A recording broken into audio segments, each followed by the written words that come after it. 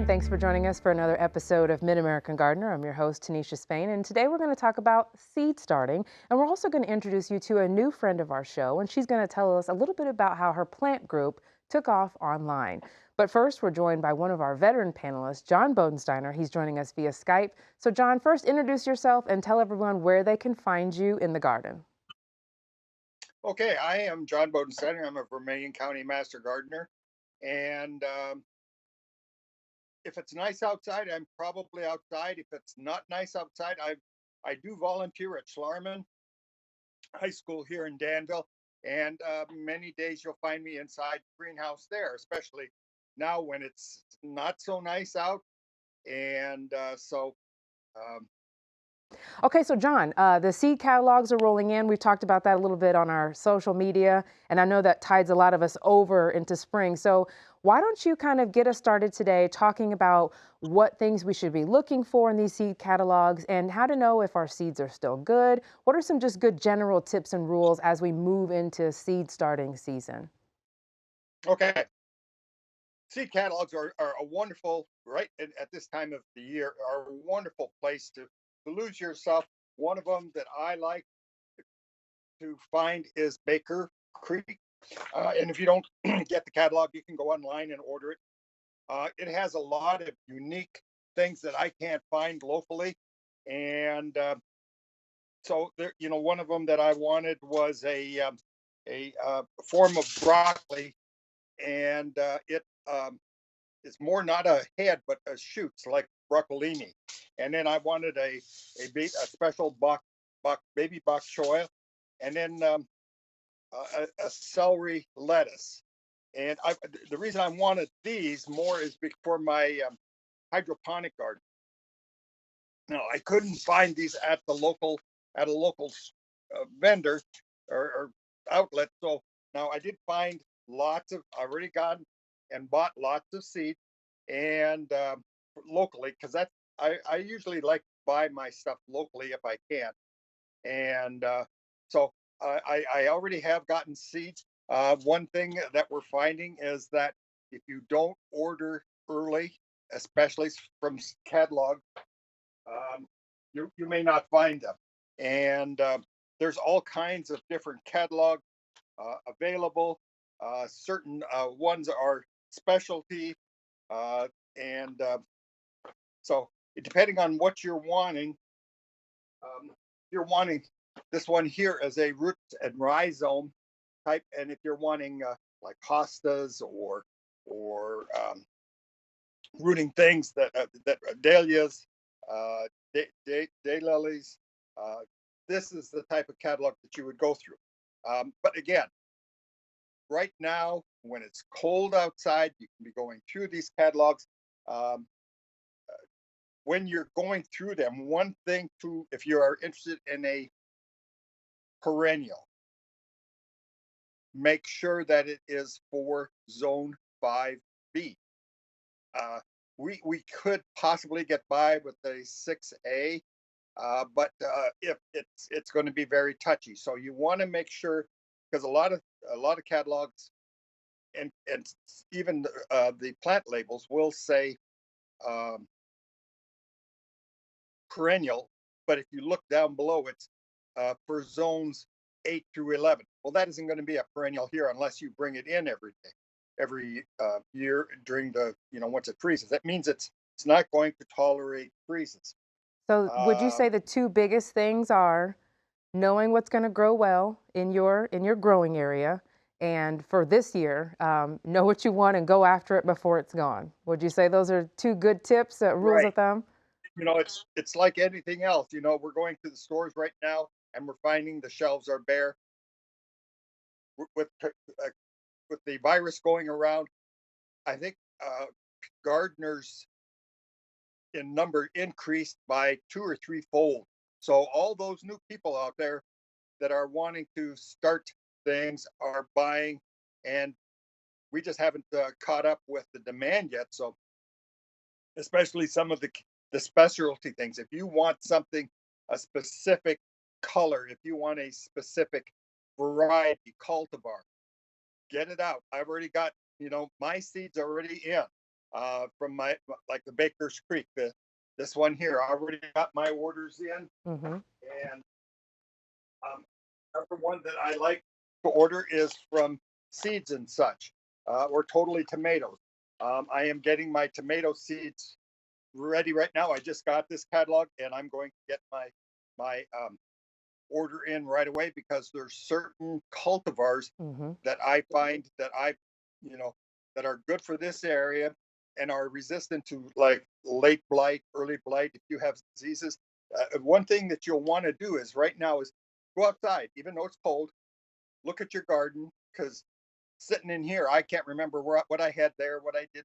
If I go out and Exactly. look, I take my a paper clip. I mean a board with me and Do some say planning. Get some that's planning it. done. Well, yep, get your planning now because if you don't, um, you'll forget something. You'll buy too much, and then those seeds will go old. Speaking of that, I've got seeds from years and years. This is just my lettuce and colored or my leaf vegetables, and some of them are getting fairly old. But there is if you go on to internet, Joe Gardner online, he has a seed longevity chart, and it says lettuce seed will tell you that they're good for 1 to 6 years. Uh, So our next order of business, John, will be having you come in once all of your seeds come in and get them in the trays and show us how you get your garden off to a great start. So thank you so right. much for joining us, and we will check in with you next time and get some more seed starting tips. And now we're going to go on Skype where Jennifer Nelson is going to join us, and she's got a lot of really cool plants to show us. We always love when Jen goes shopping to a plant store because we reap the benefits, and then she gets to shop and we're the excuse. So everybody wins, I feel like. So when she said she went shopping, I was like, great, let's do an interview on the show. So hit it. Tell us what you got. What'd you find? Oh, okay, so people that watch the show often might notice that this doesn't look like my usual background. I'm actually sitting in my childhood bedroom. I'm visiting my family for Christmas, and so I got to use the show as my enabler, as an excuse to go shopping, and I went to Trader Joe's, which we don't have where I live. So one of the things I found was chestnuts. These are Italian chestnuts. These are fresh. They come in a bag. They're kind of like onions. Are you going to roast So if them on an you're, open fire? yes, just like the song, you can roast them. We tried it yesterday. My mom and I, we did a few. Most of them have kind of a flat side and a rounded side. And the package itself says to cut an X on the flat side, which is how I did it. But then I started reading other recipes online, and some of them say to just put a gash kind of horizontally across the curved side. Some say to put an X. There's all these different ways of doing it. But the bottom line is you have to make some sort of an opening in the seed coat in the outer shell because otherwise they'll explode in your oven. Oh, And we don't want that. that is good to know. Yes. And they're an Italian, they're a wintertime tradition in Italy. I never realized that. Um, Interesting. So and did when you we guys eat roast them last them, night? you can't eat them raw. They are really bitter. Mm. And kind of a little too long, and her oven's a little wonky, but they were good. They're very sweet and buttery, kind of like a potato in consistency. When you cut the opening, it kind of peels back, and while they're still warm, you can peel this brown coating off really easily and eat the inside. Interesting. So the flavor or the texture was potato-like, or both? The flavor had more sweetness, had more of a sweetness, but the texture is definitely potatoey. So, and actually, just before we started recording the show, we had another cooking show on, and they were talking about when you chop chestnuts, you just have to crumble them with your fingers because the way they roast in the the composition of them. They're a nut, but they're a little different. They have more carbohydrate in them, so they have more of a potato-like texture. Interesting. They're also can be used like more interchangeably with potatoes in a lot of recipes. Very cool. I don't think So I've it's ever kind had of a it's chestnut. something that I never had until a couple years ago. I had some at a Christmas parade, and I've been looking for them ever since. And they're kind of hit and miss in markets over the Mhm. winter time, especially at holiday time. Awesome. Okay. What else did you pick up? I also picked up a persimmon, and we've talked about persimmons on the show before, the trees that are hardy in Zone 5. But this is a Fuyo persimmon. This is different than the ones we typically grow around here. The ones that we talk about with weather predictions, where we look at the seeds and stuff, and people talk about having spoons or knives and all of that business, that's not this one. The astringent persimmons that we grow, you have to let them ripen and actually have a little bit of a frost so that you can eat them. Otherwise, they're so astringent, they just dry your mouth right out. They're not edible until after they've had some frost and such. These are more eaten directly fresh and raw. They don't require being cooked or anything. They're about the size of a tomato, and they're about the firmness of a tomato. I had never eaten one before until yesterday, and we cut one up to try it. And the descriptions I read said it's the consistency of a pear, Okay. and tastes a lot like a date with Okay. some cinnamon, and that's pretty accurate. Really? It was tasty, and Texture of it's a about the pear, same but color. tastes like a date with a little cinnamon on it. Okay. Mhm. It's good, and it's about the same color, this bright orange inside, same as the outside. So it's a really nice pop of color if you're doing a fruit salad or what have you. Nice. Very nice. Okay. Now, this is all in one shopping trip, right? You got all these things? Yeah, I went to Trader Joe's, so Trader they have a Joe's. little bit of right, and Uh-huh. I wish we had one where we live. But this I picked up because I have brought one of these on TV before, and people are like, "What in the heck is Wow. this?" Yes. And if you've never seen Brussels sprouts growing before, this is how Brussels sprouts grow. This is probably a between 2 and 3 foot tall stalk. This would have been the top, and then the bottom here. Wow. So is there You can anything to see. do with freshness wise, why those are still on the stalk versus the ones that you find in the store, they've already been taken off? Is there anything there taste wise that would lead people to leave them on? They probably would last a little bit longer in the store because they would be still getting some moisture from this main stalk. Mm-hmm. But I think it's also just kind of a really cool way to sell them and also communicates how they actually grow. Because I've run into a lot of people that just don't know, and they have this vision of little tiny Brussels sprouts growing in a row out in a field somewhere. Now, how do you cook yours? I It's have to just ask, how do you prepare? Do you like them roasted?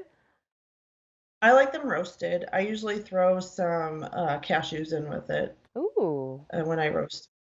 awesome. Yeah, a Okay. little All olive right. oil. Yeah. And then, so do you just pop those off? Because I've never bought one on the stalk. Do you cut them off? Do they twist off? How do you go about preparing them? I usually cut them off. You sometimes can twist them off, but I usually end up using a knife to cut them off. And realize when these were growing, these stalks had big leaves on them. Okay. Uh, so if you were growing them at home, this stalk could stay in the garden for quite some time, and you would start harvesting it from the bottom. And as you remove the leaves from the bottom, that will trigger the sprouts to start to get bigger. And so you can keep this out in the garden for quite some time, even past the point of frost. Just harvesting Uh, from the bottom. this year, yeah, because that the growing point's up here at the top. Gotcha. So you could just keep them going for quite a while. And after they have a little bit of frost on them, they taste a little sweeter. Okay. Awesome. We've got about 3 minutes left.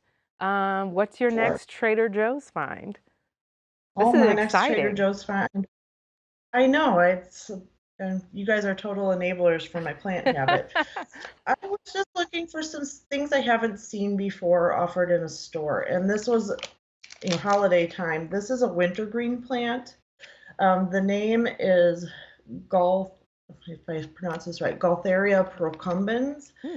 And I was surprised to find it's actually hardy in central Illinois. It is hardy from zones 3 to 9, and we're zone 5.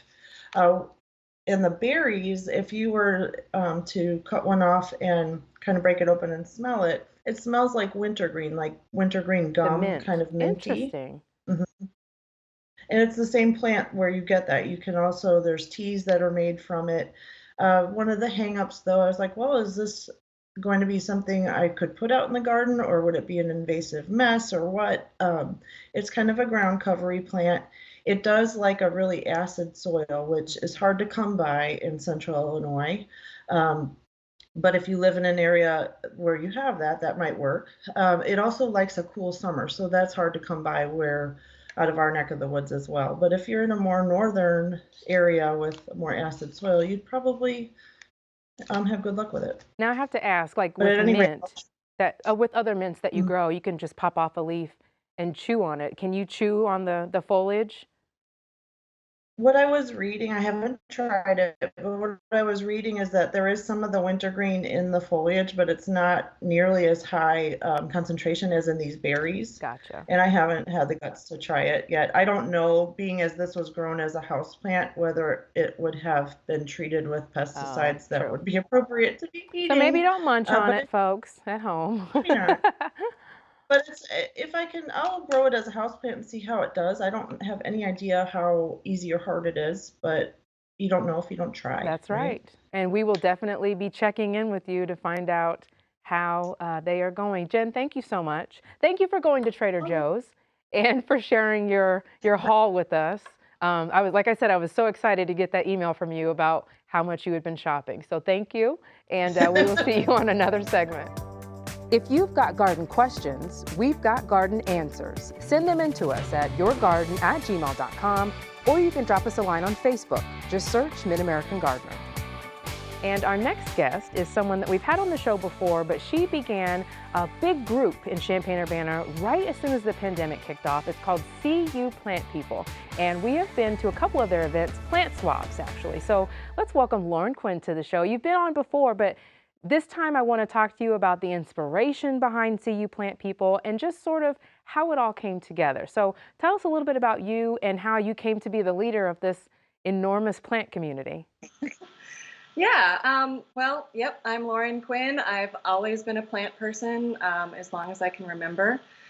My mom had plants and a huge garden, and then I basically kind of took that and ran with it myself when I went to college. I ended up majoring in botany and then went on to do a doctoral degree in plant sciences as well. So So I've you're kind of not just always, a plant fan, like you're in the science. Well, on the show we call that affectionately a plant nerd, right? When you oh yeah, love them and you've got the education behind it. That's a plant nerd. that's for sure. So Yeah. the pandemic hits, you're looking for connection. Tell us about how CU Plant People was born. Yeah. Well, it actually got started before the pandemic, Oh, just before in February 2020. That was our first event, and it happened before the online community got started, actually. So there was a in-person event at the Urbana Library, and I had just really gotten a houseplant bug. I had been really into gardening for a few years before that, and I'd always had houseplants, but I just was getting really, really into them around early 2020. And so I wanted to just get more. So I thought having a way to trade clippings with other people would help me to expand my plant collection and, get a little bit more community going. So I put up flyers around town and things like that and got a bunch of people down into the basement of the Urbana Free Library on a February morning. And like 75 people came or something. It was pretty great. it was. You We were in were at that event. That's Yeah. actually how we sort of met, and I learned a little bit more about the group. And since then, I mean, it has exploded. Yes. How many members, if you had to guess, would you say you have in the group now? Yeah, the last time I looked, it was around 3,800. Wow. So we're pretty good. We're doing really well in this community. And it actually has spun off. Now we've got at least two spin-off groups that I know of. One is CU Hoya people, so people who are really obsessed with just the genus Hoya. And then kind of another group that's like a little bit outside Champaign-Urbana, a little bit larger geographic spread.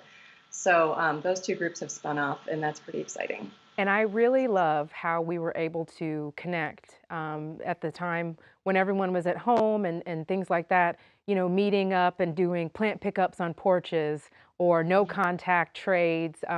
It was really neat to see people sort of invent ways to still get their plant fix, but do it safely and find their community of sorts. Exactly. Yeah, that's been great. I mean, Awesome. my plan was originally to have multiple in-person events after that first one in February, but then, of course, we could not. So then that's when, right after the first event, I went home and made the Facebook group and started sharing that. And then when we found out we couldn't do any more in-person events for a while, that's when we started doing all the porch pickups and things like that. So we have been able to do 2 more in-person events this past year in the summer and then very early fall. And those have been great as well to kind of get back to being in person. But of course now we're probably going to shut down again for a while. I know it. It's like a roller coaster. So what do you, for someone who may not be familiar with the group or isn't a current member, what's your sales pitch? What do you get out of CU Plant people? Why would a plant person like to be part of that online community? Yeah, well, everyone says that it's like the most positive and happy place that they are on the internet. So that's one sales pitch, really. I mean, not very many places are like that online these days. So everybody's really supportive and willing to share. There's a lot of folks who just put up, I've got, maybe they gave their plant a haircut, over the weekend, and they've got all these extra clippings available, and so they'll put posts up about that, so you can get a lot of free plants. Some people do sell plants and sell cuttings and pots and accessories and stuff. So if you're looking to expand your collection that way as well, or sell some of your own plants, we just ask that people keep it below retail, so that we're getting good deals and stuff for each other.